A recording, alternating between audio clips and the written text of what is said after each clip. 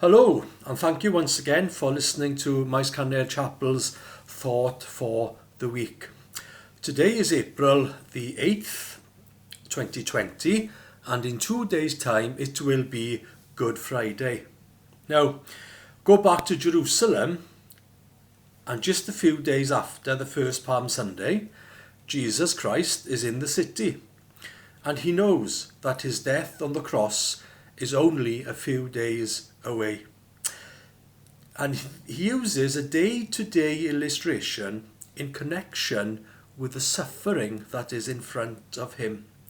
He uses this picture, the picture of a person giving somebody else a cup from which to drink.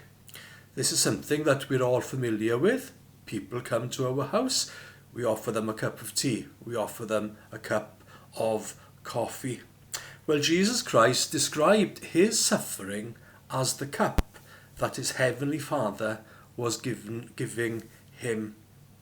So, his suffering is something that God has planned should take place. You see, the death of Jesus on the cross is not an accident. It's not even his enemies getting the better of him. Jesus' death on the cross is an event that God has planned. So you ask yourself this question, well, why should God plan such brutal suffering? Why should brutal suffering be part of God's plan? Why is God determining this? Why is God planning this? The crucifixion of Jesus happens in God's plan. It happens because God is love.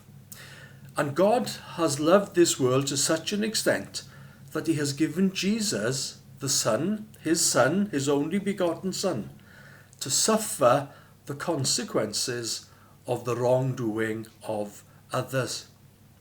You see, even though Jesus is innocent, yet he volunteers to be executed and to die the death of a guilty person. He doesn't deserve to die, but he goes as an innocent sacrifice. He goes to pay the penalty for the sins of others. He goes to the place where the guilty should be. So as Jesus dies on the cross, God's great love is being demonstrated. And this love means that Jesus takes onto himself the guilt and the consequences of the wrongdoing of others. This is what Jesus does as he dies on the cross. Because of God's great love, he takes onto himself the sins of people like you and the sins of people like me, and he deals with them.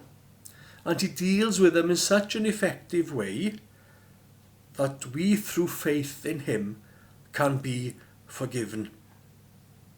So when Good Friday comes, Jesus doesn't run to escape, but he gives himself, so that by trusting him, we can be forgiven.